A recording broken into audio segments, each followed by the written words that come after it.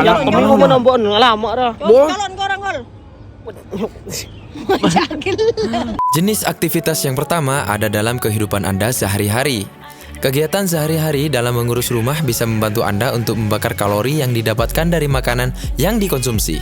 Seperti misalnya adalah mencuci baju, mengepel, jalan kaki, membersihkan jendela, berkebun, menyetrika, bermain dengan anak, dan sebagainya.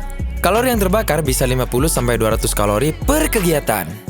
Latihan fisik adalah aktivitas yang dilakukan secara terstruktur, terencana, dan berkesinambungan. Misalnya adalah jalan kaki, jogging, push up, peregangan, senam aerobik.